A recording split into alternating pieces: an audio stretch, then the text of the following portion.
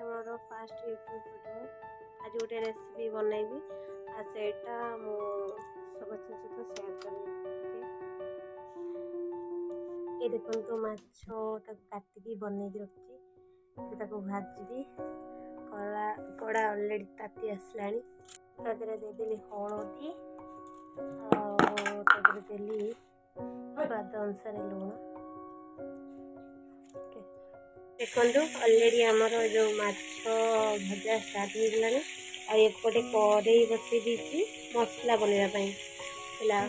ତା ପାଇଁ ମସଲା ହେବ, ତେଲ ପକେଇଲି ମସଲା ବନେଇବା ପାଇଁ। ତା ପାଇଁ ମସଲା କାଟି ରଖିଛି ଧନିଆ, ପିଆଜ, ଯେଉଁ ସୋରିଷ, ଜିରା, ପିଆଜ ରସୁଣର ଗୋଟେ ପେଷ୍ଟ ତାକୁ ଦେଇକି ମସଲା ବନାଯିବ। ଓକେ, ପିଆଜଟା ଟିକେ ହେଇ ଆସିଲା ପରେ ସେପଟେ ଦେଖନ୍ତୁ ମାଛ ବି ହେଇ ଆସିଲାଣି। ଗୋଟେ ଲଉଟେଇ ଦେବା। ଯେହେତୁ ମୋତେ କଡ଼େଇରେ ମାଛ ଭାଜି ଆସେନି, ସେଥିପାଇଁ ମୁଁ ତାୱାରେ ରୋଷେଇ ମାଛଟା ତାୱାରେ କରେ। ଏପଟେ ପିଆଜ ଆମର ହେଇଗଲା। ତା ଦେହରେ ଦେବା ଏଇ ମସଲା ଯେଉଁଟା ପେଷ୍ଟ ବନେଇଥିଲି।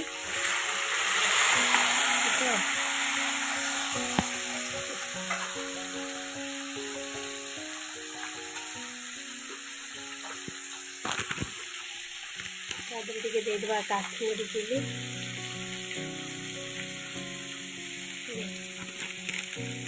ବେଶୀ ଛୋଟ ଛୁଆମାନେ ଖାଇବେ ନା, ରାଗ ହୋଇଯିବ। ବେଶୀ ମୁଁ ଦେଉନି, ଅଳ୍ପ ଦେଉଛି ଟିକେ। ହେଇଗଲା। ତା ଦେହରେ ଅଳ୍ପ ଟିକେ ଧନିଆ ପତ୍ର ଦେଇଦେବି ଏବେ, ଆଉ ଟିକେ ଲାଷ୍ଟକୁ ଦିଆଯିବ। ଏଇ ମସଲା ହେଇଗଲେ ତା ଦେହରେ ଆମ୍ବୁଲ ଗୋଟେ ପକେଇବି, ଆଉ ସେ ମାଛ ପକେଇକି ତରକାରୀ ହେବ। ଏଇ ରେସିପି କାହାକୁ ଭଲ ଲାଗେ ଟିକେ କମେଣ୍ଟରେ କହିବ। ଆଉ ମୋର ଏଇ ରୋଷେଇ ଭିଡ଼ିଓ ଫାଷ୍ଟ ମୁଁ ୟୁଟ୍ୟୁବରେ ପକାଉଛି, ତ ଯାହାକୁ ଭଲ ଲାଗିବ ଟିକେ କମେଣ୍ଟ କରିବେ। ଆଉ କାହାର ଏଇଟା ଫେଭରାଇଟ୍ ସେଇଟା ବି ଟିକେ ମୋତେ କମେଣ୍ଟରେ କହିବ ହେଲା। ଏଇଟା ହେବ। ଆଉ କେମିତିକା ଟେଷ୍ଟ ହେଉଛି ରୋଷେଇ କଲେ ଜଣାପଡ଼ିବ। ଫାଷ୍ଟ ଟାଇମ୍ କରୁଛି, ଟିକେ ସପୋର୍ଟ କରିବ ପ୍ଲିଜ୍ ସମସ୍ତେ। ଦେଖନ୍ତୁ ମସଲା ହେଇ ଆସିଲାଣି ହେଲା। ତା ଦେହରେ ଦେବା ହଳଦୀ ଟିକେ ଆଡ଼୍ କରିବା। ତାପରେ ଲୁଣ, ସ୍ୱାଦ ଅନୁସାରେ ଲୁଣ ଟିକେ ଦେବା। ହେଇଗଲାଣି। ଏଇଟା ଟିକେ ହେଇନାହିଁ ଭଲସେ, ଆଉ ଟିକେ ହେବ। ଆମର ଏଇ ମାଛ ଭଜା ହେଇଗଲା, ମସଲା ବି ହେଇଗଲା ଏଇ ହେଲା। ତା ଦେହରେ ଦେବା ପାଣି ଆଡ଼୍ କରିବା। ପାଣି ଆଡ଼୍ କଲି।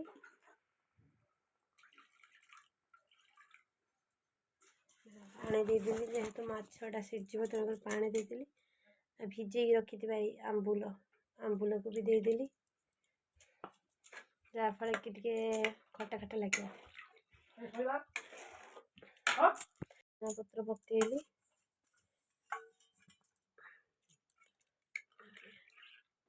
ଆମର ସିକ୍ରେଟ୍ ମସଲା ଯେଉଁଟାକୁ ସିକ୍ରେଟ୍ ମସଲା ଆଗ ତରକାରୀରେ କହିଥିଲି,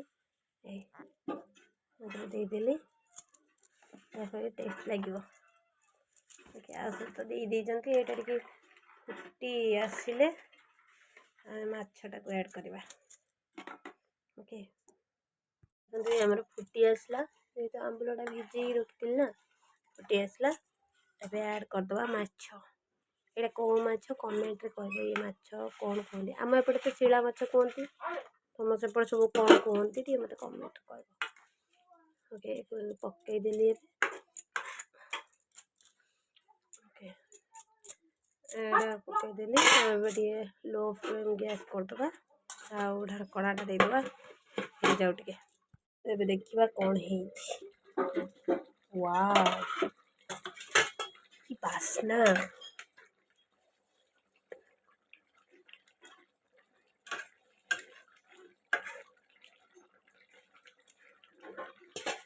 ଦେଖନ୍ତୁ ଭାତ, ଏ ଭଜା, ଏ ଯେଉଁ ମାଛ ରାନ୍ଧିଥିଲି ସେଇ ମାଛ ତରକାରୀ, ଆଉ ଏ ଗୋଟେ ତରକାରୀ। ଆସ କିଏ ଖାଇବ ଆସ। କେମିତି ହେଇଛି like, comment, share and subscriber. କରିବ ଓକେ। ଇନଷ୍ଟାରେ ଭଲ ପାଇବା ଯେତିକି ମୋତେ ଦେଇଛ ସମସ୍ତେ ୟୁଟ୍ୟୁବରେ ବି ସେତିକି ଭଲ ପାଇବା ଦେବ ଆଉ ସପୋର୍ଟ ବି କରିବ। ରହିଲି, ଜୟ ଜଗନ୍ନାଥ।